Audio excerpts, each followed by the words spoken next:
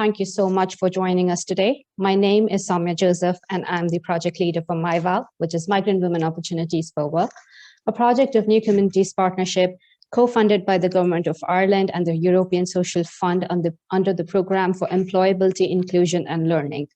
MyVal, along with the scheme to support national organisations, another project of NCP, funded by the Government of Ireland through POPL on behalf of the Department of Rural and Community Development and run by my colleague Francesco, have organised today's information session, Access to Third Level Education for Migrants. But before we start, I just wanted to let you know that this session is being recorded so that we can make it available to people who are unable to join us today. And now I would like to tell you a bit about MyVal. MyVal's aim is to explore, support, and overcome the specific barriers that migrant women are facing in Ireland during their job-seeking journeys. MyVal is designed to empower migrant women to reach their potential, rebuild their confidence, and upgrade their skills through a free 4-week employment training. Additionally, we offer equality, diversity, and inclusion training to HR staff, recruiters, and people involved in hiring processes of companies or organizations so that we can work together to overcome the barriers that migrant women face in accessing employment in Ireland. And we also offer information sessions like today's, where we cover topic of importance for migrants and their lives in Ireland. If you would like to know more information about any of our programs, please contact myval at newcommunities.ie. I will drop it down in the chat box. Now I would like to call upon my colleague Francesco, who will speak about the scheme to support national organizations and their available services to migrants. Francesco.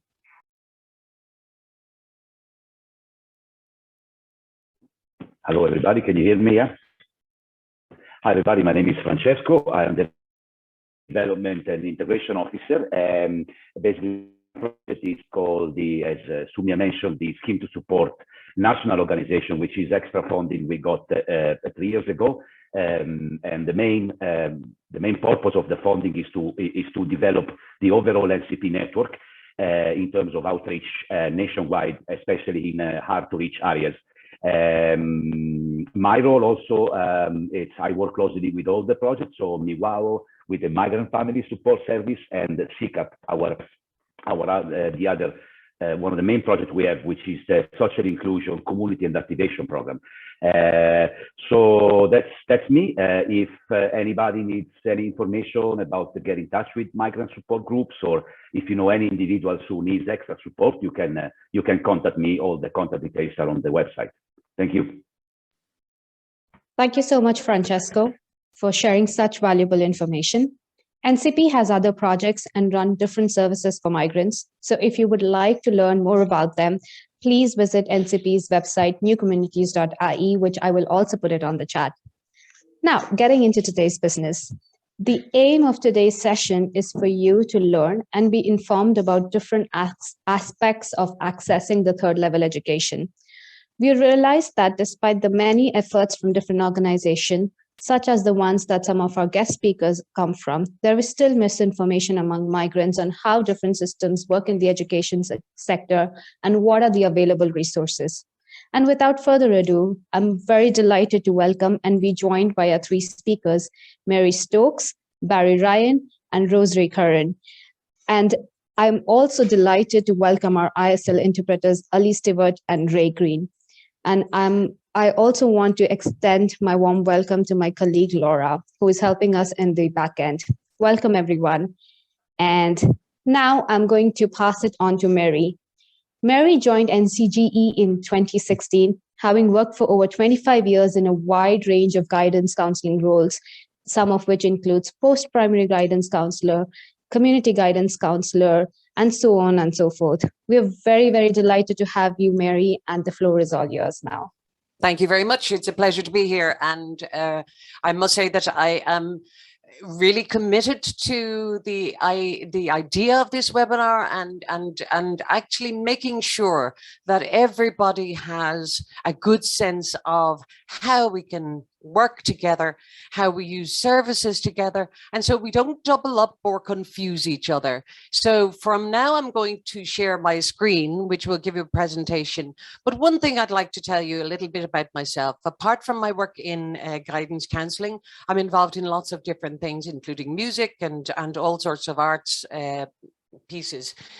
It is interesting when I think about it. I'm married for quite a few years to someone who comes originally from the USA and came to Ireland really not realizing that he was a migrant, but in fact going through many of the challenges of being something of an outsider in what can be sort of impenetrable Irish society. And so in some ways, perhaps I recognize both on a personal level, but also in a practical way, that there are challenges that can be undermining for individuals. And those are the type of challenges that I hope we can help you and help the group and all of the services to acknowledge, to recognize, but also to work to resolve. So I'm going to give a presentation, but really welcome questions. And so I'll move on to the presentation. So I'm just going to say, can you see that? Ali, are you good? You can see that? Yeah, perfect. So as Soumya has described, I'm working with the National Centre for Guidance in Education in Ireland. We work with guidance counsellors across the lifespan. So I'll move through just to give you an idea of the work that I do at the moment, having come from practice, so working with people who would be coming from all over the world, coming from Irish contexts where difficulties or challenges to someone's progress existed.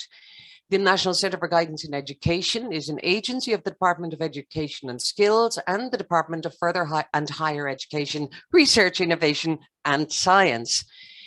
We are a representative for Ireland in the EU with regard to guidance. We engage exploration of career skills as informed by national, European and global developments. And this is where some of the comments that I've made in the second part of this come from. In the world that we have today, we have been looking, for example, at how sustainable career skills need to be developed, how career skills that will be adapted to, for example, online technology developments, all of these pieces, and reviewing general skills. I'd like you for a moment maybe to think about these skills that I list here, which are not maybe as clear, but it might be interesting for you to think for yourself how you work with regard to your competencies, the things that you can do, such as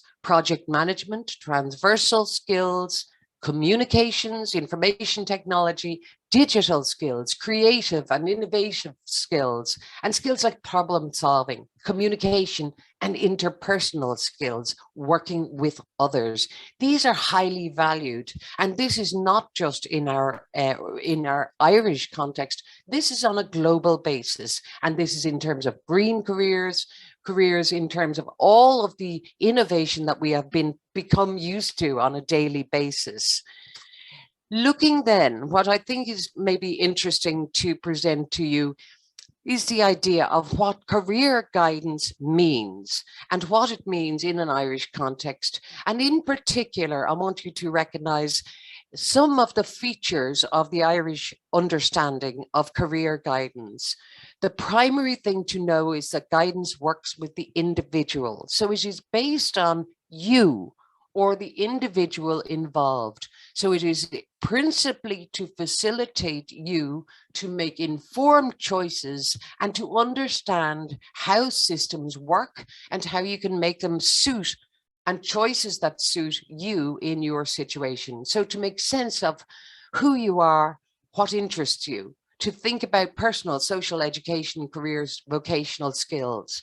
To do this, to develop knowledge and skills, to access and determine what information is relevant. So what's useful for you to know to attain your personal and educational and career goals, to, again, as Sumia said, to meet your potential, to recognize what you need to do, to stand back from it, have a reflective space where you can discuss this with the guidance counselor and then move through choices, even with pieces that perhaps aren't so attractive, but that you understand it fits and it is something that is part of your journey.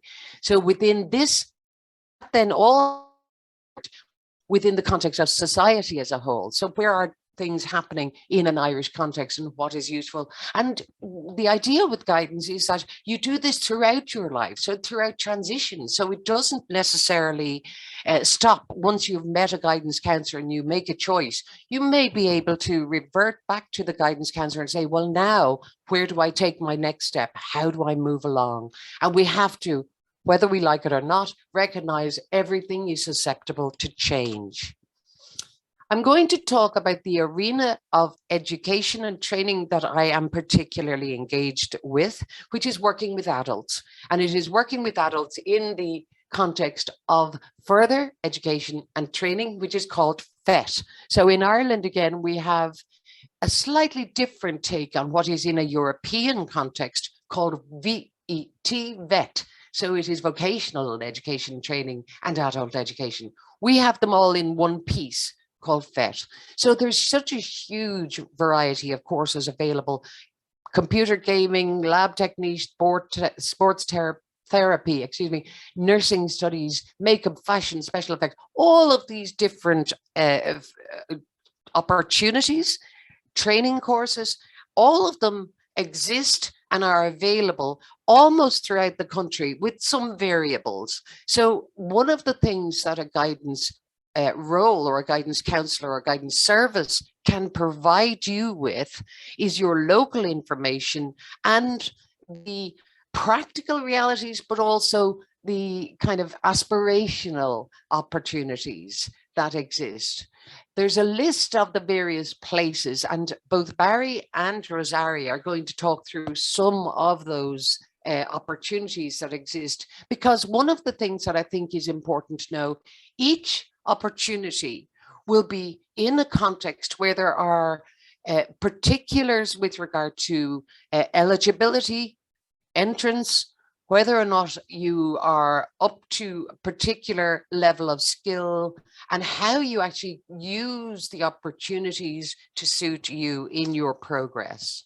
One of the things then today is that we are also talking about where the different connections exist. So what is really valuable to note is that while there are part-time opportunities, there are full-time opportunities, one of the realities also is each of those options will then potentially lead you on to a next step in your journey, which may end up in higher education, or it may end up in employment, or generally speaking, it will be one part of your journey.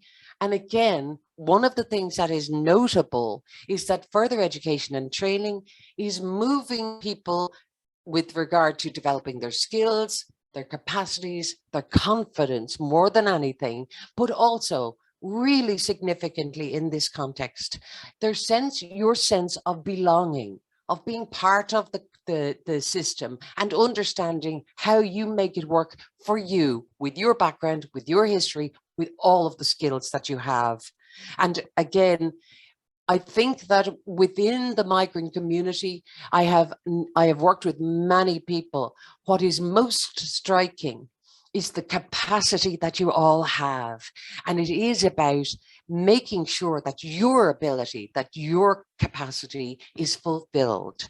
So guidance and guidance counselling is there to support you in doing that, working alongside services provided by SICAP, through communities and within a continuum. So part of a continuum of services that support you at the right time in the right way. So every type of life and employment circumstance, some of the things that are just vital, it doesn't really matter even the level that you are at the moment. What is important is that you get the right information and you get reliable information, that you have access and understand how important it is to develop your language or your literacy or your numeracy and your digital skills. Development of skills demands access and reliable information and the support. So guidance is also there to advocate on your behalf, to see how can we make it work for you. So there's various different pieces about career exploration. I did this, now I'd like to do that. Career management, how do I upskill? Why would I upskill? New skill development, I never tried that before. What will I do how would I go about doing that? It's about facilitating your mobility in your career and your resilience, so that even though the world keeps on changing, that you're actually able to consider yourself to be suitably employed, or at least moving that way. The guidance process with an adult, and you can maybe reflect on this, I'm going to say that I'm going to give you information, and again, both Barry and Rosari will talk to you about the services locally. Free and accessible ETB adult guidance and information services exist all around Ireland. There are 37 services based under the roof of the ETBs, but they are accessible to all to provide information services. They are free, they are impartial, they're not selling anything, but they are simply working on the basis of what your needs or what you would like to do are. They are there to support all in equitable and appropriate ways. They work on the principle of qualified guidance counsellors for whom trust is really vital. So professional information is key, and then you have to look at your confidence and how a guidance process might support you building your confidence, understanding where you sit in your position at the moment and where you can go with that. So that's the kind of, I've given you the diagram, just it moves through the kind of processes, which is basically to start off with an information piece, to think about your reality, the personal issues that are involved, what you might like to do, what you have done in the past, thinking about the choices that are available, making decisions, plans, and maybe coming back and all the time around in a circle. The definitions of guidance counselling, again, I will go through them, but again, I'm going to let you think about those because we don't want to delay too much. But the object of the exercise is to facilitate people throughout your life to manage your education, training, occupational, personal, social, and life choices to reach your full potential and contribute to the development of a better society together. This is really important. We're in this all together. So all of the various services throughout further education and training have different delivery mechanisms for guidance counselling. So again, one of the most important perhaps in this situation will be the adult education guidance services. Again, this is just again a regroup of what type of work that the adult guidance and information services do and take, focused on helping people to achieve your potential, accessing education, developing human capital, and supporting reskill and upskilling. And again, recognizing your skills, recognizing all of the things that you can do and you bring to the equation, that you bring to Ireland and you bring to your life here. And supporting employability and mobility of older people, of women, early school leavers, etc., etc. So we move on from there. And again, the really important things that I'd like to emphasize before I kind of finish up for my part. One of the things that is really important that you know and that you understand, there are funding eligibilities, entitlements, and choices that you really need to be well informed about, so that you, just as you might do if you go to a store, to a shop, you know how much you have to spend. You know what it is that you want to buy. You may have choices. You inform yourself. You think, how will I get the best for my money, for my dinner, for tonight? So how can I manage that? Guidance supports you in the same practical way to think about your education and training opportunities and say, I'm going to make this choice now, and then I'll move on and see where that brings me. There's connectivity across service provision, so knowing where training is, but there's also understanding what you need to know about the levels of education. So if you've achieved a high level of education before you came to live in Ireland, what does that mean here, and how can that be considered in the context of employability in the Irish context? Then we also look at horizontal, so looking at things like the reality of your life, how things are for you, and whether or not you have huge demands on your time because of family commitments, or even because you're in a situation where things are challenging. Integrated career development and provision of impartial career guidance supports all of you, all of us, me included, at all stages of our life. So we keep moving through the journey. I want to introduce you, and on this slide, when you get a copy of it, these links should be live. You should be able to open up and find your local adult education guidance service. So again, remember, it's free, it's impartial, and you can get information and usually the facility to have a conversation with a qualified guidance counsellor to think about how things are, what you'd like to do, and where you might go. That's it for me. Gurmagav Galer, and thank you very much for your time. I'm really delighted to be here, and I know that both Barry and Rosario and Sumia are going to offer great and very valuable information. We'll be happy to take questions, and I'll stop sharing. Thank you very much. Thanks so much, Mary, for that informative session. We remind you, if you have any questions, please feel free to use the Q&A box to send them, and we will answer all the questions after all our speakers have completed. So thank you so much, Mary. And moving on to our next speaker, Barry. Barry is an adult guidance counselor, and Barry provides information, guidance, and support to a diverse range of adults and groups in the local community. He has an excellent understanding and knowledge of the further and higher education sectors, including a comprehensive range of course options. Welcome, Barry, and over to you now. Thank you, Sonia, and it's great to be here today to speak to everyone. I hope your day wasn't disrupted too much by the weather yesterday, and also today. It could the storm could be still leaving your part of the country today. So I'm just going to share my screen. So my presentation is going to kind of build on from what Mary said in terms of some of the education and training options that are available locally in your area, and I'll also mention the adult guidance service that I work in Dublin inner city. To give you some just a little background on myself, I've worked in the adult education guidance service in Dublin inner city since 2008. And I've worked in two roles. Initially, I was a guidance information officer, and I worked with Mary for many years. So I learned a lot of skills and knowledge from Mary to become an adult guidance counsellor. So that's the role I'm working in today in the service.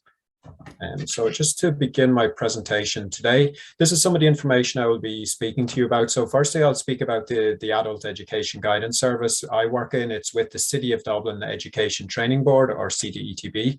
Then I'll go on to the National Framework of Qualifications in Ireland, which is the framework across all qualifications and education and training is measured in Ireland. Then I'll mention some specific options in further education and training, and I'll go on to higher education and some of the scholarships that are available for protection applicants, people with refugee status for some of the universities in Dublin. And also I'll mention a specific program called the Migrant Teacher Program in Dublin also. And then lastly, I'll introduce some useful resources that you can look at after the presentation and kind of just explore some of the options that we mentioned. So firstly, I work in a service called the City of Dublin ETB, Adult Education Guidance Service. Mary had mentioned the adult guidance services are available nationally across the country. The service I work in is based across the Dublin 1 to 8 area. So we provide information and guidance to adults about their education, their training, and career possibilities. So adults can be living or engaging with services in this catchment area. When the information side of our service, we have a guidance information officer. So that will be the person who you will get to speak to first if you contact the service. So you might be looking for information about part-time courses, full-time, information about funding, qualification. So the information officer is usually the first point of contact in the service. And then we have 3 guidance counsellors. So this is where we speak to people on a one-to-one basis. So it's about exploring your situation in more detail. So we look at all the education and training options. And it's about identifying your goals that are specific to you and trying to figure out how that would work for you in the Irish system. And the main aim is to help you make informed and suitable decisions about your career goals or your education choices. So just to kind of develop your awareness of the different pathways in Ireland, because there are many different pathways you can choose in Ireland to further your career and also your education and training. Just to show you some of the people we support early school leavers with low qualifications. We help people who are unemployed. That could be short-term, that could be long-term unemployed. People who are also working but may have basic skills. So people who may need to improve maybe digital literacy, such as computer skills or even English language skills. People with disabilities, lone parents, so parents who may be parenting alone. There's people from migrant communities, international protection applicants, and adults attending classes in the community. Where our service is based in Dublin inner city, the population demographic is very much a multicultural population. So we work with adults from a diverse range of migrant backgrounds and people who are new to Ireland, people who have been living in Ireland for a while. But also so we tend to meet a mix of people from a very multicultural background. And just to show you a sample of some of the migrants who have accessed the guidance service this year, we've met people from Afghanistan, Brazil, Croatia, Eritrea, India, Iran, Syria, Nigeria, Syria, and Venezuela. And that's just a sample. There's many more people from different nationalities and different cultural backgrounds. So some of the examples are when people come to the adult guidance service for support about their education and training, just to highlight some of the education needs of people from migrant communities. Some people want to improve their English language. Some people want to know what type of course they can access based on their immigration stamp. Some people are in the asylum process, so they want to know the type of courses they can access. People come to Ireland with qualifications from their own country. So what does your qualification mean in Ireland? If you want to get it recognised, what does that mean? Can I get funding for a course, which is really important for full-time education especially? And also, how do I apply for university? Because there are different application processes in Ireland to apply for different courses. That's just a sample of some of the questions we would kind of help people with on a daily and weekly basis. But just to say, everyone's situation is different, so we work with the person. So if a person comes in, we start where the person wants to start. So that's kind of our person-centered approach. This is called the National Framework of Qualifications in Ireland. So this system is how education and training qualifications are measured in Ireland. You can see there are 10 levels in this system. So you can see right from level 1 all the way right up to level 10. And just to give you some context, maybe as a starting point, the school leaving exam in Ireland is called the Leaving Certificate. So usually when people are finishing school, they will have to sit this exam. Roughly this would equate to a level 5 certificate. But for the purposes of today's presentation, I'll be speaking to you about further education and training. In terms of levels and qualifications, this would be typically level 1 to 6 on the framework. So I will be speaking to you about some options within that system, so some education and training options. The second part will involve higher education. So this would be from level 6 to 10 on the framework. And again, I will be speaking about higher education, how you can access higher education in Ireland. So higher education typically would be university degrees, postgraduates, masters, doctorates. So that's the kind of education and training qualifications within higher education. So just a summary of the National Framework for Qualification. What is it? It shows the different qualifications in the Irish education system. It can also help you identify your level of learning and qualifications in the Irish system. So if you come to Ireland and you're not sure what your qualification means in Ireland, we can help you understand that in terms of the Irish system. And we can also help you understand the different qualification pathways. If you have achieved a certain level of education, then you might want to know, well, what is the next level I can go to and what are the different pathways I can choose? It's also useful if you are if your purpose or goal is to try and find employment, because employers in Ireland will recognise your qualifications on this system. So if you're applying for a job, you can put your level on your CV to show what level you have in the Irish system. I have included a link at the end about the National Framework of Qualifications, which you can click on afterwards when you want to look at my presentation. When you come to Ireland with a qualification already, there is a website called NARIC Ireland, which has a foreign qualification database with qualifications listed from over 140 countries. So if you're kind of interested in learning what your level of education means in the Irish system, you can do this very simply on this website by looking at the database, choosing your country and the type of education you have achieved.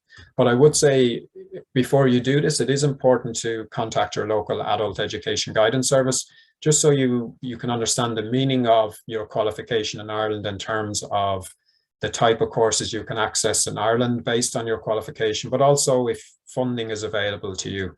Usually funding in Ireland works on a progression level. So if you've achieved a certain level, then usually to get access to funding in full-time education, you need to be progressing to the next level. So it's important you understand what your qualification means in the Irish system. Again, I've included a link to the NARIC website, which you can click on afterwards, and you can have a look at it to see maybe if you're interested to see what your level might be in Ireland. Now I'm going to speak about some of the options in further education and training. So you can see I've kind of taken half of the national framework, so levels 1 to 6. So PT, Mary mentioned this earlier, that further education and training, there's many options available. There's part-time options and full-time options. There's options such as adult and community education, apprenticeships, post-leaving certificate courses, traineeships, upskilling programs. Usually, if you're looking at qualifications, they will be from levels 1 to 6 on the framework. The link at the end will bring you to a website just to explain a bit more about the further education and training sector in Ireland. I'm going to pick up a couple of these examples now just to give you more details and explain what they mean. So adult and community education in Ireland. Usually these classes are part-time, they're free, or if there is a cost, it's a very low cost. You can do a mixture of hobby type courses, but also accredited courses. Accredited means where maybe you're interested in achieving some levels of qualification on the framework to help you build towards your goal or career goal. So examples of classes can be reading, writing and spelling. There can be computers and information technology. English language classes are available from beginners to intermediate. Employability skills, arts and craft, college preparation, even climate justice courses, and also childcare and healthcare type courses. I suppose Mary also mentioned as well, adult and community education can be a really good entry point for people who are new to Ireland in terms of not only their building maybe your qualifications and skills, but also in terms of social value. If you're new to a community, it's a way of kind of building relationships with people in your community, about integrating into your community as well. So it has a lot of value in terms of social value and also personal development in terms of your confidence. And then also, if people are looking to kind of build on their skills for further education, it can also have value in terms of that as well. So there's a lot of value in adult and community education in Ireland.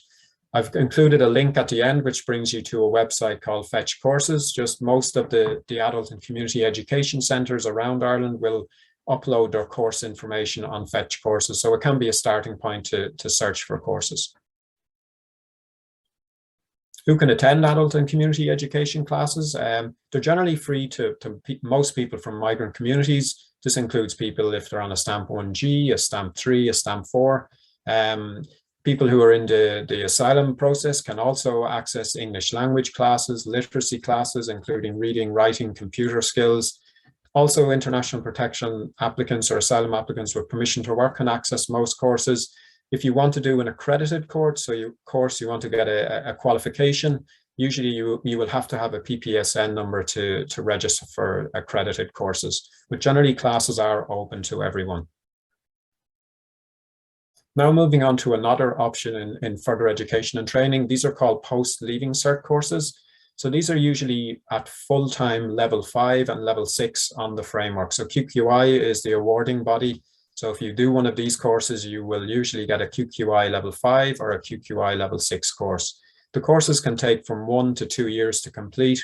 They usually begin in September each year and finish in May or June. They're open to school leavers, 17 years of age and plus, but also mature students who may be 21 years of age and over.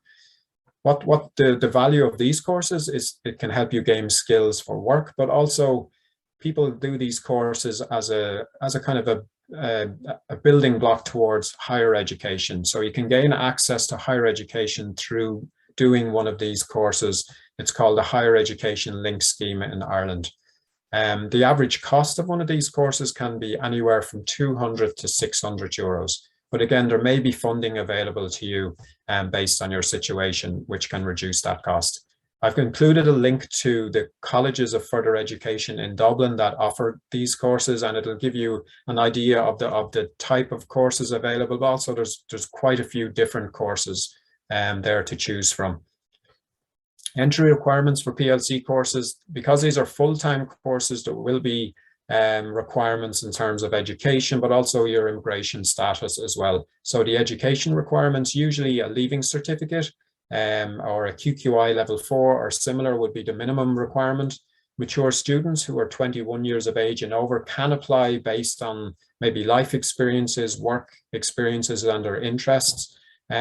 Regarding English language as well, the level that is recommended would be a B2, or this would be otherwise upper intermediate, so that you can be confident that you can manage the course material such as assignments, projects, and any other material related to a course.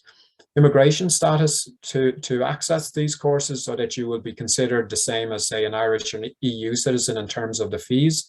The following people can pay the same fee as an Irish EU citizen: people who are on stamp 4, people who have refugee status, subsidiary protection, permission to remain. Also, international protection applicants who have permission to work no longer have to pay the non-EU fee. So that was from September 2021, that fee no longer has to be paid for international protection applicants with permission to work. If you don't have permission to work, then usually you will be liable to a non-EU fee or international fee, which can be quite high. It's usually 3,654 in and around that figure. Just to show you some of the PLC course examples in Dublin in the colleges of further education. And again, this is just a sample. There are many more options. So there's animation and art. You can do English language with another subject such as IT or business.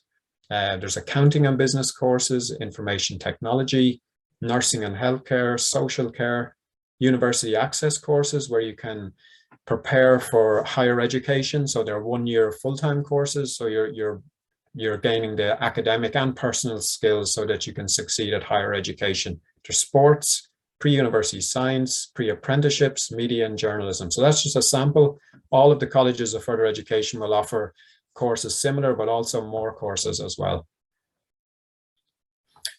Entry into higher education. So just some factors to consider if you're thinking about higher education in Ireland. So if you remember the framework, this would be anywhere from level 6 to level 10 in the Irish system. Immigration status and nationality. To be considered for what's called the Free Fees Initiative in Ireland, or EU fees, usually you will have to have Irish EU citizenship or a stamp 4 refugee status is required. Residency is also important. So usually you will need to be living in the EU or Ireland for 3 out of the last 5 years from the time you plan to enter your university course. English language requirements also. If English is not your first language, you will have to provide evidence of an English language qualification. This can include IELTS, TOEFL, Cambridge certificate.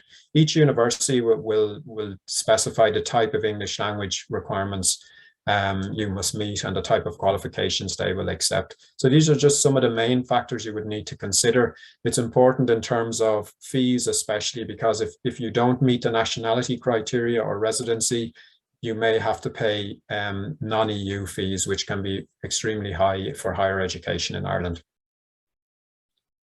So usually if you're applying to university for the first time in Ireland for undergraduate courses, these can include a higher certificate at level 6, an ordinary degree at level 7, or an honours degree at level 8.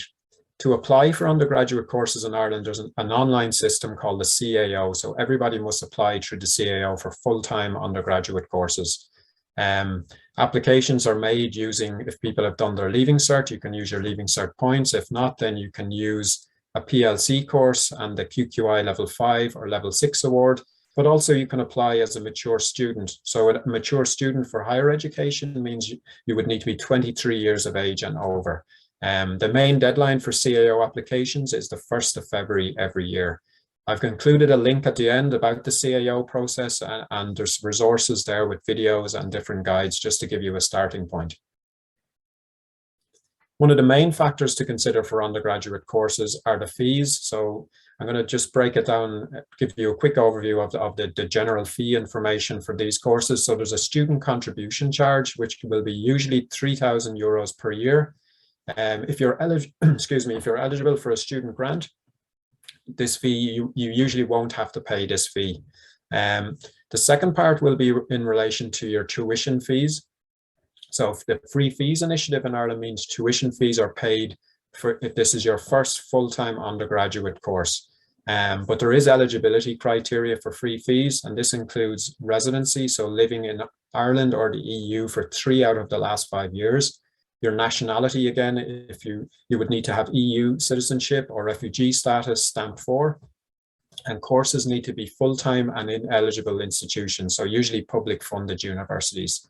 If you don't meet this criteria, you may be liable for non-EU fees or the EU fee rate also instead of free fees. So it will depend on your situation.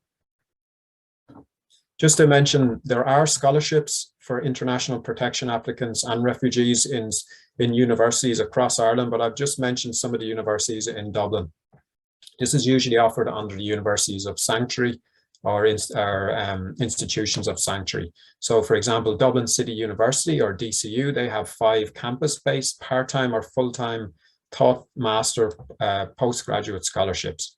There's 15 online undergraduate or postgraduate scholarships, and also 10 online courses with a platform called Future Learn. I've included a link to the DCU University of Sanctuary Scholarship, so it'll give you more details about these scholarships, the application process, the deadlines for these applications. There will be eligibility as well. Perhaps eligibility could include you're not eligible for state funding, such as student grant. You may have to be accepted onto a course, so there will be eligibility criteria.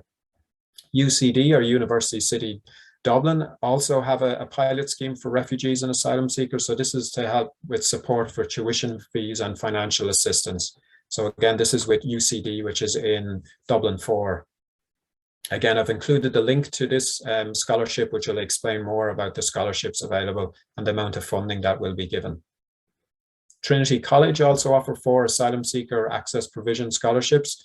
These are for students who intend to do their Leaving Cert or who intend or have done a further education and training course, such as a PLC course. There is eligibility for these courses as well. Usually they prioritize people who are under 23 years of age and who are not in receipt of any state support, such as a student grant. I've included a link to the Asylum Seeker Access Provision Scholarship in Trinity for you to look at as well. Lastly, the Irish Refugee Council also have an education grant, and they provide funding for protection applicants and refugees. So the funding will be for PLC courses and undergraduate courses. So the Irish Refugee Council can help with funding towards your education, whether that would be PLC or higher education. Just to say, the funding is limited because it's based on donations. There's a link to the Irish Refugee Council website here, which will explain this fund in more detail. Lastly, the student support scheme as well. It's like a student grant for students who are in the application system or who are at the leave to remain stage. Usually you have to be in the protection process for 3 years. So if you were applying to higher education this year or a PLC course, you would need to have been in the protection process for 3 years up until the 31st of August. So next year it will be 3 years. If it goes ahead next year, it'll be 3 years up to probably the 31st of August 2022. So this student support scheme is for PLC courses and undergraduate courses. Again, I've included a link to explain more about this student grant scheme for people in the protection system or leave to remain. Lastly, I wanted to highlight an interesting program in Dublin. It's called a Migrant Teacher Bridging Program, just to give you another example of some of the local programs available for migrants who are new to Ireland. This is a free program offered in Marino Institute of Education, and it's aimed at teachers from what's called immigrant backgrounds who have teaching qualifications from their own country at primary and secondary level. So it's to provide additional knowledge, skills to migrant teachers to gain employment in Ireland. So it's to help you understand how to become a teacher in Ireland, how to register as a teacher, but also it's like a bridging program to help you achieve your goal of becoming a teacher in Ireland based on your qualification already. These courses typically run from November to May, and the course content involves face-to-face lectures. There's also online learning, and there is a work placement as well, usually a 5-day work placement. So just to highlight, for anyone who is a teacher and who is very interested in becoming a teacher in Ireland, this program might be worth exploring. I've included a link at the end to give you more detail about the application process for this and more details about the program itself. Lastly, I wanted to just include a slide with some useful online resources, just as a starting point for you to have a look at some course options. But I'd always say it's just a starting point to kind of make informed and suitable choices based on your situation. I would recommend you contact your local adult education guidance service, because they can help you explore your options and look at your situation in more detail. And that can include funding, qualifications, and also the type of courses that would be suitable to you. So the first one I've included is called Fetch Courses. So this will give you information about adult and community education courses, PLC, and training. I've included a link to the City of Dublin ETB website, because this will include information about PLC courses and also other training programs offered by the City of Dublin ETB. Careers Portal, the next website, is a very good website with information about the different career sectors in Ireland, and also about training and job seeking as well. So there's a lot of good resources on that website. Lastly, Student Finance is a website with information about funding for further and higher education. So you can explore some of the mainstream funding, such as a student grant, the Free Fees Initiative, but also they'll mention other scholarships there as well. So just as a starting point to help you get started. And this is my last slide. So this is just some contact details for the Adult Education Guidance Service in Dublin Inner City. I've included a phone number, but also 4 email addresses. So this is email addresses for myself and also my colleagues who work in the service, Fiona, Pat, and Sinead. There's 4 guidance counsellors. So if you have any queries, you can email or you can phone. And we have a Facebook web page and a Twitter page as well. If you want to have a look at those pages, we often share information there about courses and updates about education and training. So that's my presentation. Thank you for listening, and look forward to your questions.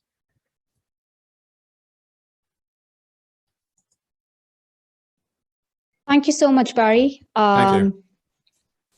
We will be circulating these presentations so that you have all the information that you need with the links.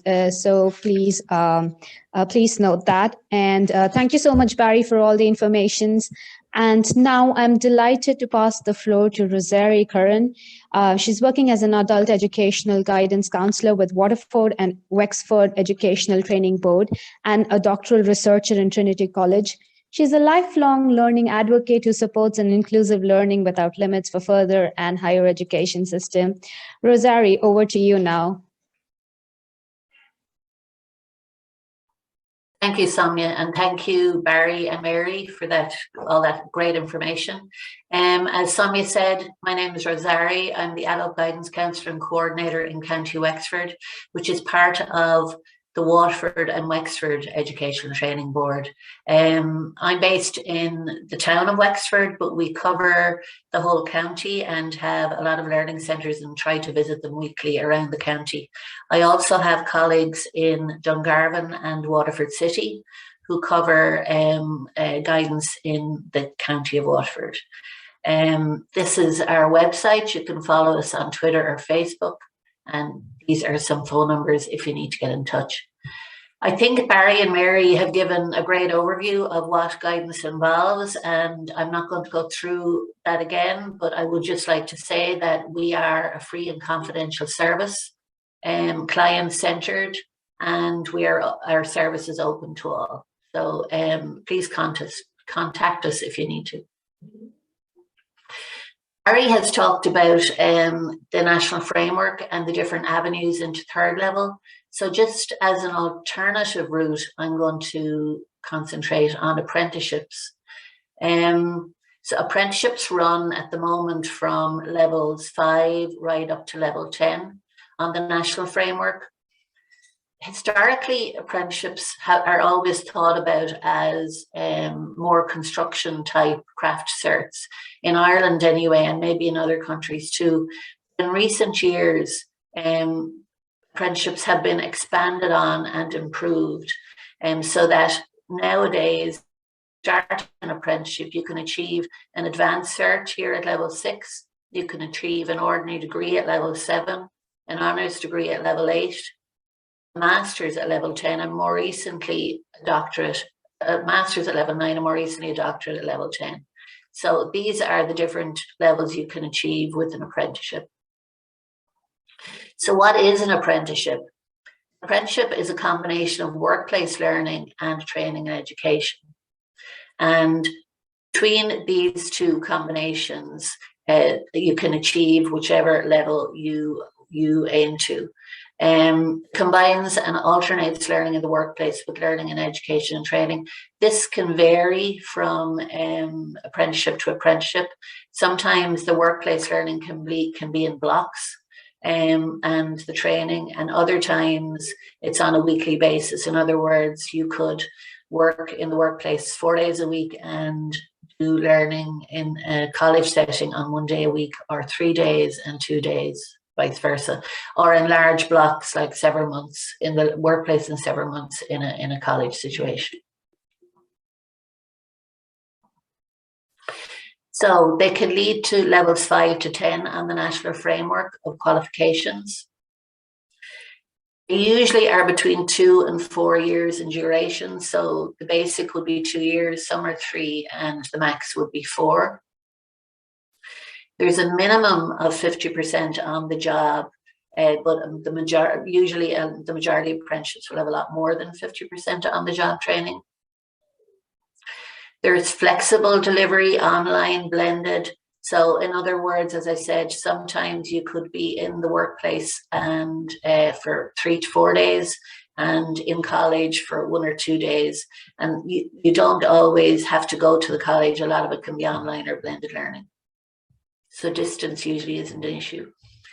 Apprentices are employed under a formal contract of apprenticeship. So this protects the apprentice, and it's there to make sure that the apprentice employer is recognised, and that the apprentice will get their accreditation at the end. The apprentice is paid for the duration of the apprenticeship. So this sometimes is set by the apprenticeship, or it can be negotiated between the apprentice and the employer. Apprenticeships are also industry-led, but by this I mean that they are led by the requirements of industry in particular areas or all over the country. So for example, if you're living in an area which has a lot of pharmaceutical companies, maybe the lab technician apprenticeships might be more appropriate to you or more available. Or if you're living near a port where there's a lot of transport companies, like we are here in County Wexford on the coast, maybe logistics would be more available to you. Or if you're in an area where there's more tourism, you might have a lot more hospitality and food type apprenticeships. So that's something just to consider, depending on where you were living in the country, what apprenticeships that you might like to do would be more available in your county or adjacent counties. Entry requirements. The major one is to gain employment, and this can also be the major barrier for those of you who maybe don't have permission to work yet. If you don't have permission to work and you are considering an apprenticeship, please still talk to your local guidance counsellor, because there may be pre-training you can do in advance of an apprenticeship while you're waiting to get your work permit. This can also be an issue if you're looking to take on the apprenticeship, which takes 2 to 4 years, and your work permit is for 1 year. This can be something as well that you might have to negotiate with the employer to make sure that they will take you on for the full apprenticeship. Educational and age requirements vary for each apprenticeship. They're mostly between 16 and 18 as the minimum, and there is no maximum age. Again, if you are considering apprenticeship, you might think about doing a pre-apprenticeship, which might give you, they're usually around level 4, level 5, and they may give you some skills to help you proceed with an apprenticeship. Also, a lot of apprenticeships will look for a level 5 in the relevant area. Proficiency in English, Barry talked about that a little bit, would be definitely relevant at B2 or at level 5, QQI level 5. Other training programs as well can be relevant to get onto certain apprenticeships. For example, if you were thinking about mechanical or working with steel, welding programs, welding and fabrication programs can be useful. Barry mentioned fetch courses there. So if you have a look at fetch courses, you may see welding and fabrication programs in your area. They could be in night classes or in day classes. And it is worth your while maybe having a look at a night class first, just to get a taster of one element of these programs to see if the day class would suit you. The benefits of apprenticeships are, they are another alternative way of getting into third level qualifications. You can earn and learn, so you're earning while learning. So if fees and large fees for third level are something that are a barrier, this can be an alternative way to go. Learning by doing, this is something you might consider. Do you prefer to learn by doing or learn in a lecture hall situation? So learning by doing is probably one of the most popular ways of learning in the world.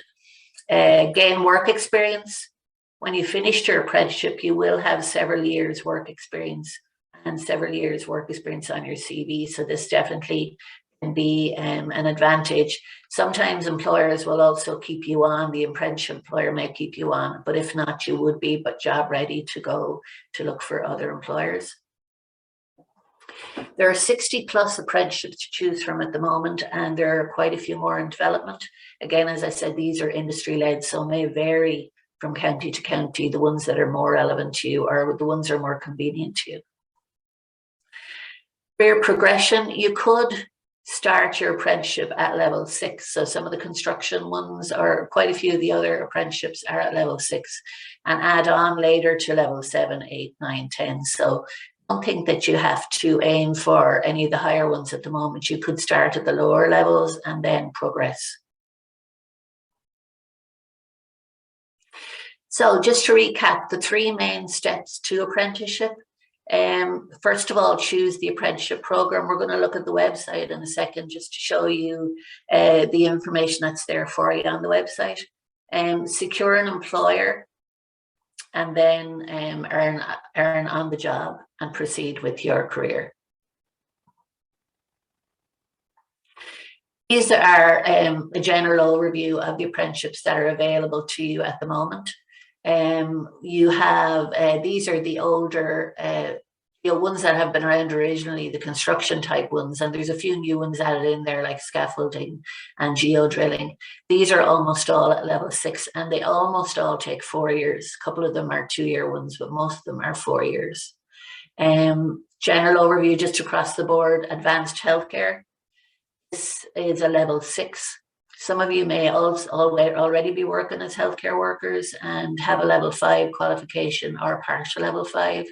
And if you're considering this work experience or partial level 5 or full level 5 would get you to this level 6. And this could be another route for you to go forward to a degree course. These group here are the IT qualifications. These are mostly level 6, but they've just added a new one, a CGI technical artist. All these level 6 in IT are with fit.ie, And they also have pre-apprenticeships available. So you could do a pre-apprenticeship and get a taster of what these are like, and which may make up your mind if you're inclined to go in that route. We have hospitality and food. So levels 5 right up to butchering, right up to chef.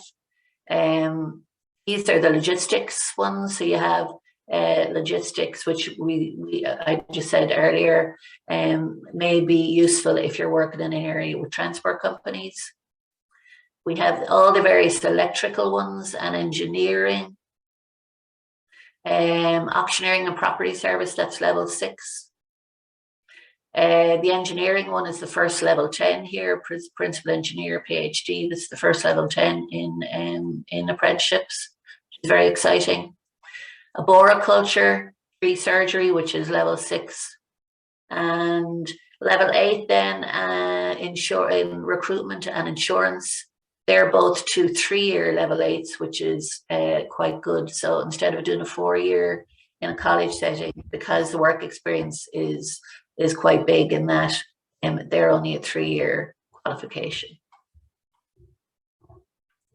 If you want to have a look at the website, there is a link here, an information link to the website. The website will give you those links to all the various apprenticeships. On each one, it'll give you an information brochure and occupational profile. So if you click into any of those, it will give you for the individual apprenticeship an information brochure and occupational profile. Also, it will give you the code of practice for the apprenticeship. It may also have either contact information for an expert or their own website. So some of the apprenticeships, like the insurance, the recruitment, the logistics, the IT ones, they all have their own websites, which gives you extra information. There is a jobs portal as well, apprenticeships, jobs.ie, and these would advertise some employers that are looking for specific apprentices in your area. But don't just rely on this for them. Have a look at the apprenticeship expert websites as well, because some of them, for example, the insurance ones will advertise on their own website, ii.ie, or some of the fit ones will advertise on their own websites. So it is worth your while to looking at the websites on the apprenticeship.ie to make sure that you're getting all the information that you can. So just to finish up, just to check out apprenticeship.ie to make sure that you have all the information you need. Apprenticeshipjobs.ie to look at the jobs. And also, of course, check in with your adult educational guidance service. If this information is a little bit too much to maneuver through, just check in with your adult guidance service, who will be able to give you advice on that. Thank you very much for listening. And thank you, Sonia. Thanks, Rosarie. Now I would request all our panelists to please switch on their cameras so that we can move to the Q&A session. And I would now like to welcome Laura, who would be moderating the Q&A session for us. Over to you, Laura. Hello, everyone. Thank you again for being here. I will be moderating the Q&A. Give me a second. So the first question from our participants was from an asylum seeker, and it says, we are struggling with employment as no company cares about our past experiences as well as education. But when we are trying to get some education, a lot of requirements come in for third level education applications. And the question goes, could you guide or can you help in getting admission for third level education? Who would like to take that question among the panelists? Hi, my camera is not working, so maybe you can make that change from your end, please. The host has stopped it. But if it's okay, hi everyone, start my video now. I'll start my video. There we are. Thank you very much. And I want to say thank you to my my colleagues, I'm always really proud when I hear Barry and Rosario talking. And one of the things that I'm going to address is a question which affects really all of the questions that have come in. Will really, I think you need to get a sense of the why of funding issues and entitlements. From a national basis, what I'm going to offer is a sort of perspective, if I can. The reason why fees and entitlements and supports are made available under certain rules, let's say, that might feel like they're just very negative and they're personal. What I wanted you to consider is that the rules for entitlements and supports, the 3-year residency, for example, that applies to everyone in Ireland. So, for example, even if you're maybe you are a young person whose parents have been working elsewhere. I have a nephew who is living in Vietnam for many years. So he has a son. If his son chose to study in Ireland, they will have to plan to come to Ireland for 3 or 5 years, even though my nephew was born and raised in Ireland. The point about this is that the entitlements and the funding issues are associated with taxation. Now, again, none of us like to think about tax and all of those things. But the reason why there's a set of eligibility criteria that exists is because in Ireland there is government funded and supported education services, and those government funds are available on the basis that people are in a tax system. So I thought it was really interesting that Barry referred to having a PPSN number, being part of the taxation system. This is not to be defensive. I'm not in a situation where I want to say this is something that I'm defending at all. What I'm saying is that it is one of the things that is a reality of the situation. And so that is something that, rather than feeling that you are left out, what you use is a guidance service to try to address how do you manage those challenges and what can you do in a situation which is going to be productive. And some of those things will involve what is called advocacy, which is part of guidance and part of services that are available. So when the question, for example, came up about University of Limerick, one of the things that would be of interest to you to know is that, as mentioned, I think Barry mentioned the universities of sanctuary, and when Rosario is talking about employers, there are ways that challenges can be managed. If you're outside the system and you don't have someone to support you getting your way in, that feels like a mountain that can't be climbed. When you have someone who is supporting you, you can find the way around the challenges. But there are certain rules, and there's reasons for those rules with regard to eligibility and, for example, free fees. Those are kind of not movable, but what is movable, you are. And what you have as choices to make can shift a little bit and move and hopefully get you where you want to go. So that's what I wanted to offer. Thank you very much for the time.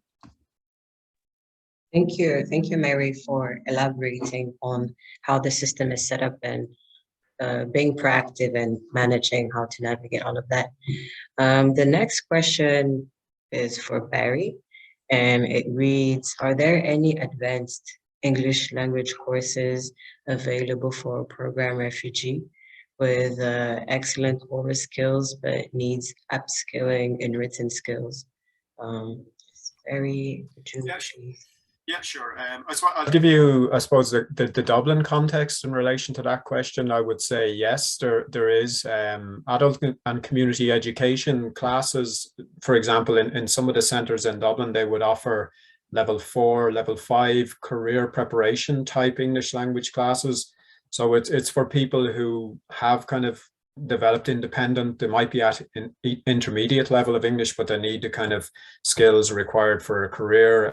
They might have high kind of spoken skills, but they need to work on their written side of things. But yes, there definitely is in adult and community education centres in Dublin, and I suppose across the country as well. I can't speak for all local services, but I know there would be those type of options surely available. But Dublin, yes, there's higher kind of level 4, level 5 classes available for someone in that situation. Yeah, I think Barry is right. I think they would be available around the country. As well as that too, if you are looking at doing something around communications at level 4 or 5, level 5 in communications as well would include written report writing, letter writing, emails, all that kind of stuff, as well as spoken. So just consider that as well too, because communications is a common module in all level 5 qualifications. Yeah. So just to consider those as well, maybe.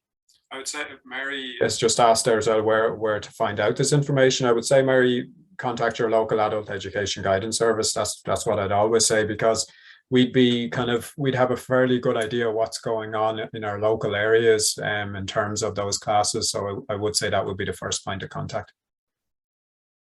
And again, it would link back to what Mary was saying about advocacy as well, because it's not just our knowledge of the classes. We also know, say, the ESOL coordinator in the area, and we can advocate with that person as well. We can explain the person's situation, what they're looking for, and they can arrange English language assessments as well, just to identify maybe what their level is, if there's any challenges. So that part is important as well. Thank you, Barry and Rosario, for answering that question. And I assume, just to reiterate, that it's just a matter of going online, finding the website, maybe giving a call, or finding it and physically going to be able to ask all your questions. And the next question was about Limerick University, which Mary touched on. But if you have a further question in regards to Limerick University, please drop a follow-up question in a Q&A. The next question is from a community sponsorship group, and they are interested in knowing who makes decisions about free fees initiative for 3rd level application. And they say in case of a mature student application. Mary, would you like to take that one?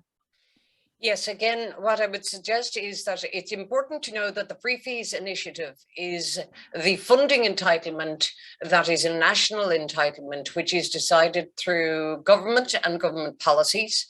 That it is an entitlement that, as I described to you, that it is a generalized set of entitlements which are decided on the principle that there's an investment in education at all of the levels. Someone can choose to go to a private school as a youngster, go to post-primary school, pay fees, or in Ireland, one is entitled to access free education as a youngster primary school, post-primary school, 3rd level. So there's entitlements that are decided through government decision. And again, it is on the principle of revenue and taxation. However, it is important to know that people in the organizations, universities in particular, work as institutions who can make decisions based on their understanding. So their commitment to community may include some localized decisions with regard to offering some type of scholarship or availability. The universities of sanctuary, again, are very important to recognize, because the universities of sanctuary are where universities in particular groupings. So University of Dublin, Dublin City University and University of Limerick are sister universities. Okay, so they have emerged in Ireland at the same time. University of Cork, UCC, University in Galway, NUI Galway, Maynooth and UCD. They are sister universities. Similarly, there will be connections between different institutions that sometimes will impact what the general understanding of allowances or scholarships or ways of managing things. This is just the discussion that you can have with a guidance counsellor who will talk you through your local opportunities or what is relevant to you locally. Again, it's really important to know that this is not, these things about eligibilities and funding are absolutely not personal. And again, they are a way to try and manage, how do we fund an economy? How do we fund people to do what we can? It's not always right. We know that, but that's where you need someone on your side saying, I'll try and help you to figure out how to manage it. Okay. Thank you, Mary. Thank you for your answer. I'll go on to the next question. It says, we are under Irish Refugee Protection Program and newly arrived in Ireland. Is there any way to study at Irish universities and get higher education without waiting for 3 out of 5 years in either Ireland or any other EU country? I would think no, but Mary, would you like to answer that? You're new to Certainly, I think much of what I've just said applies, but my point then, perhaps Barry or Rosario, you might have experiences. I know that I did, but again, what would you be, you know, in your experience? I found that when I was working with someone in that situation, that it was about looking at the possibility. So one of the pieces that I felt was very important to remember, when you go into a third level college. So if you are on a third level full-time course, you really want to do your best and you want to show what you can do at its best. And it kind of relates to one of the other questions about written English, for example, or writing, presenting what you know at third level. If, for example, you're in a situation where you're good and your written English is good, but there is still going to be, it's not quite as good as your native language might be.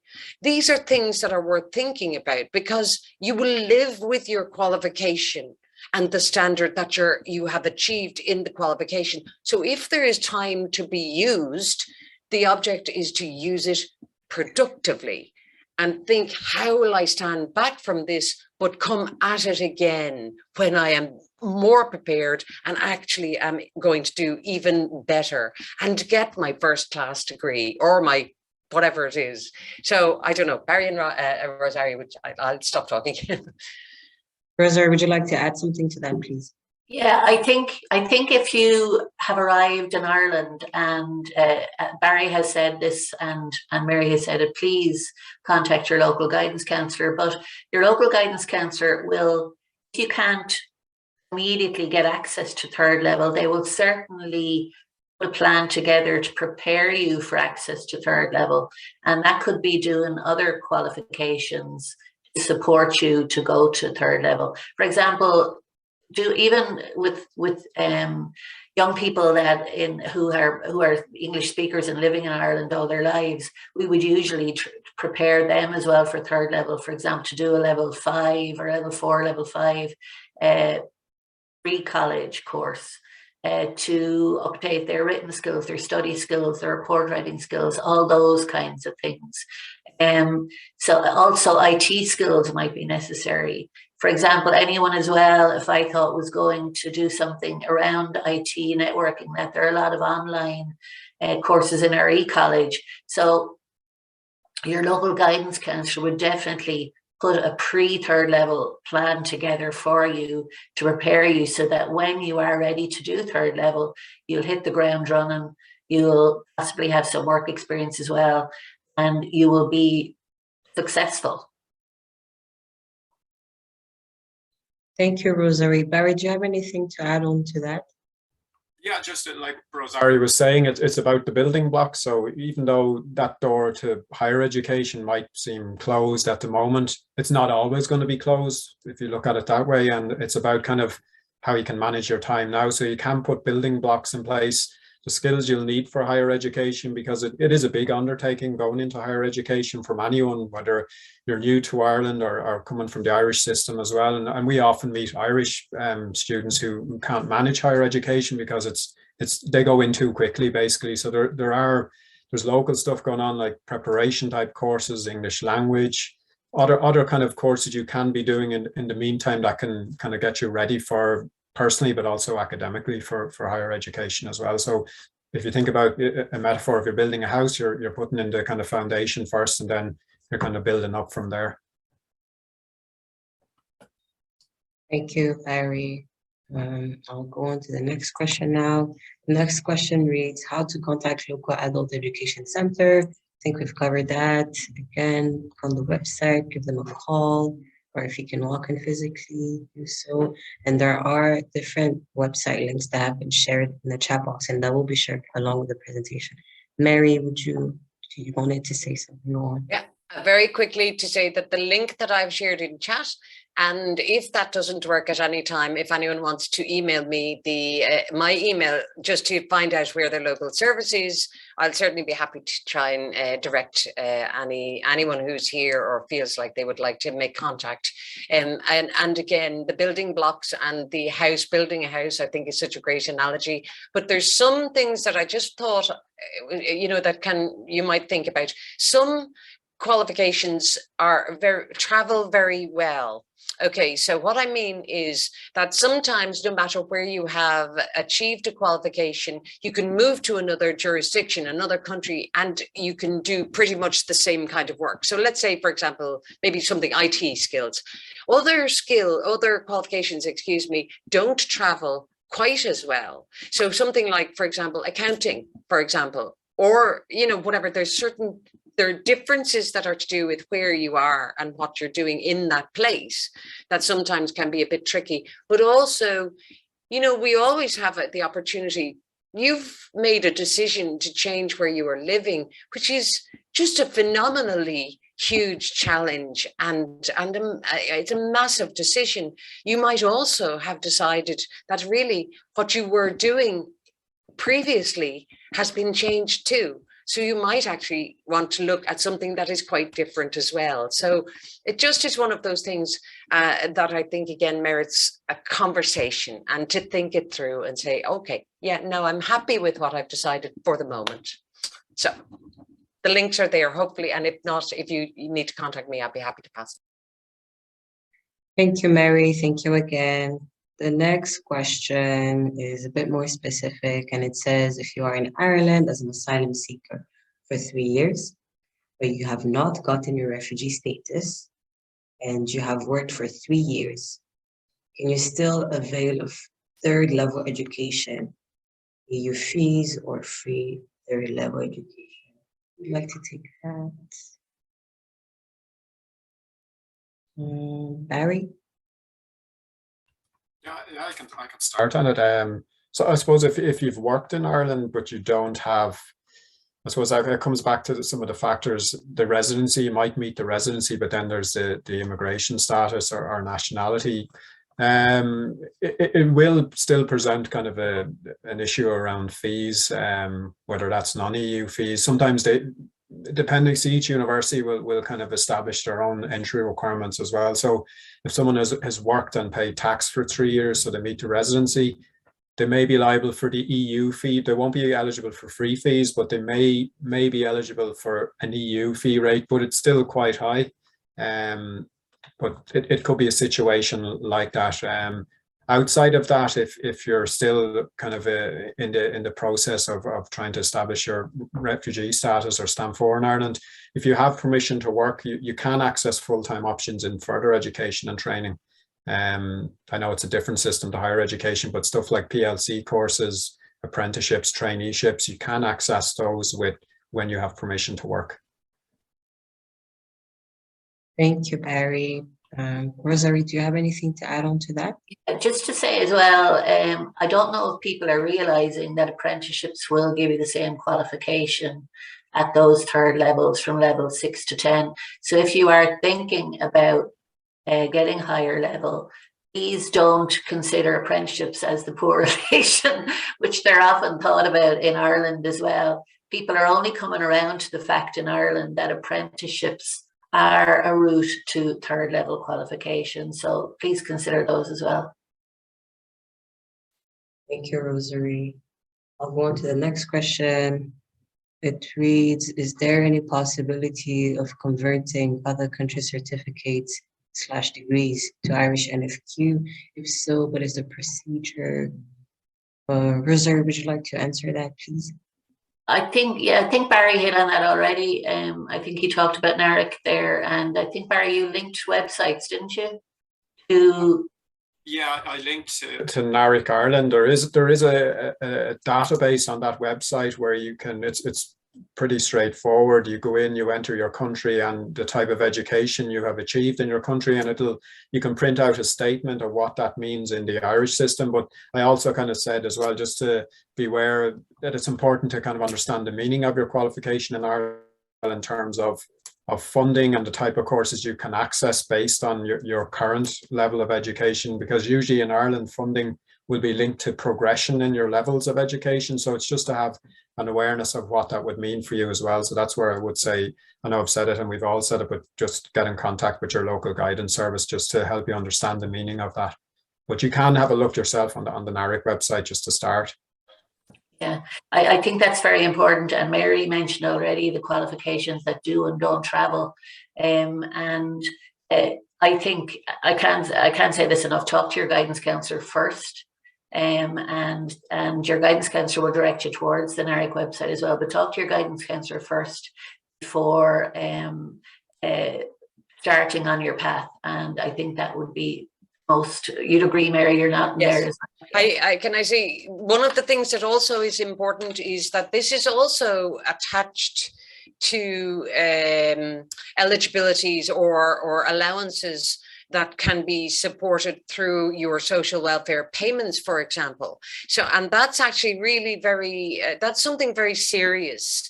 If you begin a full-time program, you may do that. And again, this depends on the eligibilities and your residency and all that. But if you are on a social welfare payment in Ireland, you can take a full-time course and maintain your social welfare payments.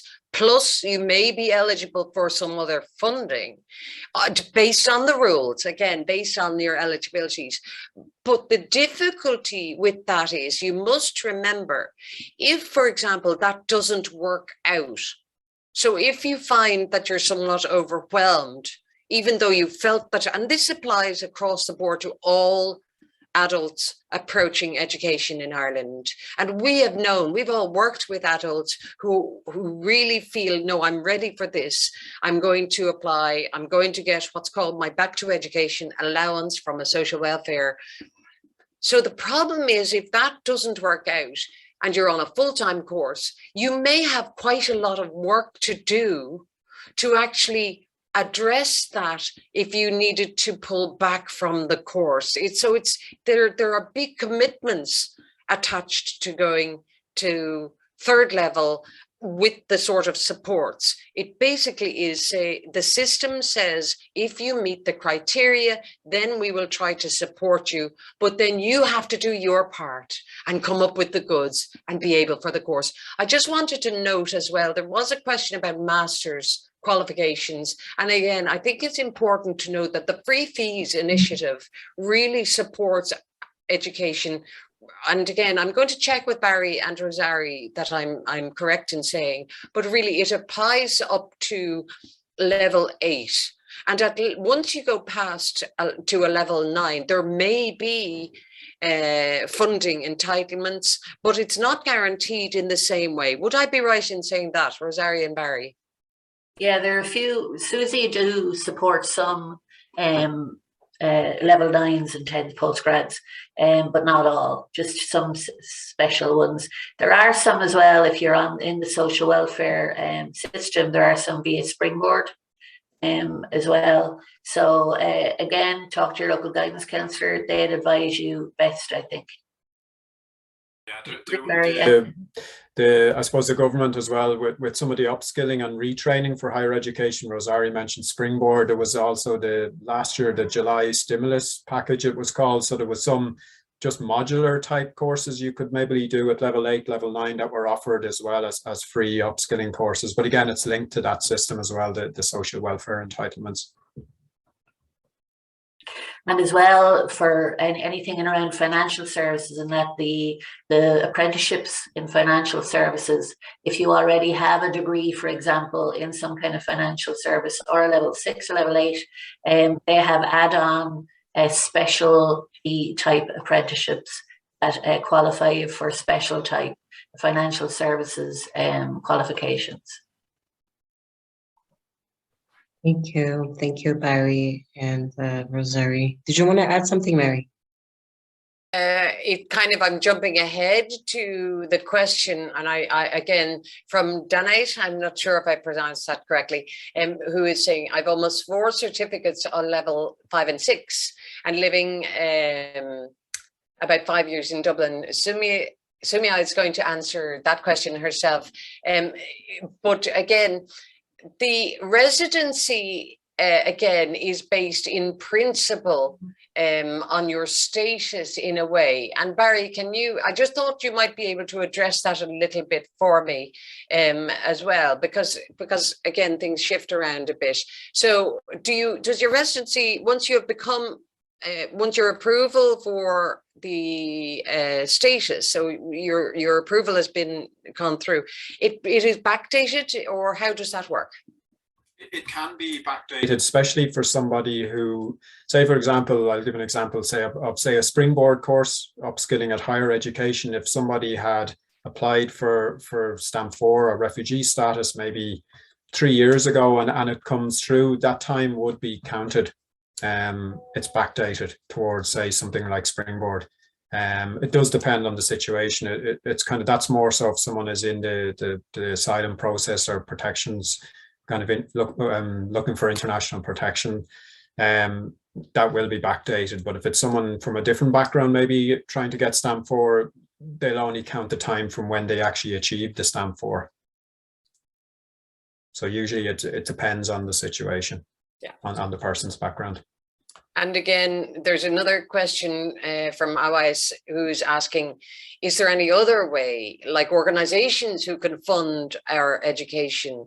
And again, you see, this is the same, in a way, the answer can never be that there are no organizations. Of course there are, but they may be local. They could be initiatives on a local basis, on a regional basis. Again, a lot of the education institutions have what they would call kind of a community.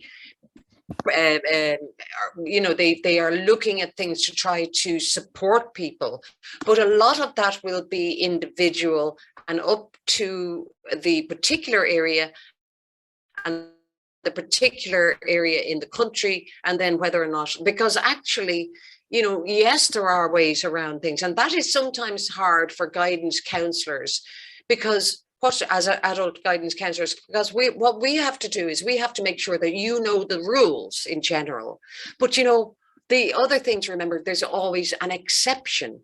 And the difficulty sometimes is in communities, somebody gets an exception, but I'm a guidance counsellor, so I'm telling you the rule, and you're saying, but hang on, I have a friend who had an exception made.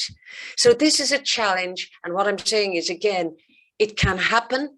It's again something that a guidance service can help you advocate for. As someone is saying, your local council can support sometimes, but these are quite individual, because the general rule is that you have to fit the categories. Would that be fair, Rosarie? I wonder, what do you think? Rosarie, you're on mute. Yeah, thank you. Absolutely, yeah. And I see other questions coming up there regarding funding. As Mary said, there are many localized routes, but also also, as a guidance counsellor, if I had somebody that I was trying to help to get funding, I would be trying all the different routes, so that, you know, some of them might work and some will work and some won't.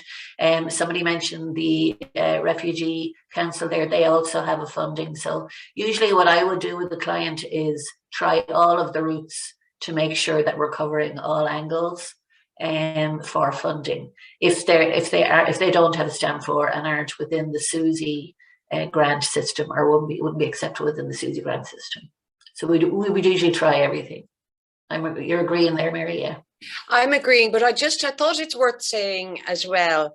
One of the things can be a challenge. Some universities and colleges who are based in very populated areas have a huge amount of demand. So they are not in a position, perhaps, to have exceptions made. So, for example, I'm going to say, because I live in Dublin, that Trinity College is bang in the centre of the city here in Dublin. It is known to everyone. It is the tourist marker. We say we're near Trinity around the corner. So it is so well known and so established that they have as many students as they can possibly manage in a way.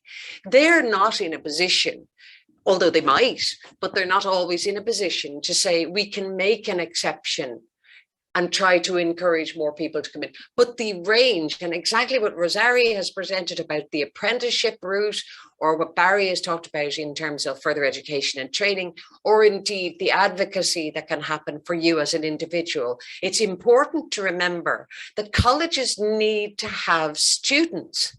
So again, if you go to a college, or you apply to a college where they have plenty of students, they may say to you, we've enough, I'm sorry, we can't help you. However, if there is another college where they actually don't have quite as many students, or they are looking to try and engage people, there may be a different response. And the universities, the institutions, all of the colleges, they are allowed to make decisions that are individual. They're run as they make their own rules. So again, that can happen. So it's important to know, again, it might not be that you're knocking on the door that won't ever open, but you might be knocking on the wrong door. So there's another door down the way that will give you the same product. Thanks. And I think as guidance counsellors, we need to know all the doors to knock on, and knock on them all until we get the right door. Absolutely. And that is all in regards to the questions and the Q&A. Thank you all for your answers, and thank you all for your questions. If there are more questions, feel free to email us when you get the presentation slides, and I'll hand it over to Samia as we wrap up. Thank you. Thanks, Laura. If you have any further query or need any support, please get in touch with us. We will be circulating the presentations used by speakers today, as well as any relevant contact details shortly. I want to start to thank everyone again who was able to join us today, especially thanks to Mary, Barry, and Rosarie for sharing their valuable time and knowledge with us. The ISL interpreters, Ali and Ray, for their hard work. Luke, who's been working with Mary behind the scenes. MyVal's outreach and support worker, Laura, who's been a huge reason for a well-organized session, and my colleague, Francesco, the co-organizer of this session, and all our partners and service providers who are striving every day for a fair and equal treatment and social justice for migrant people in Ireland. Have a good day and stay safe. And thank you so much once again, everyone.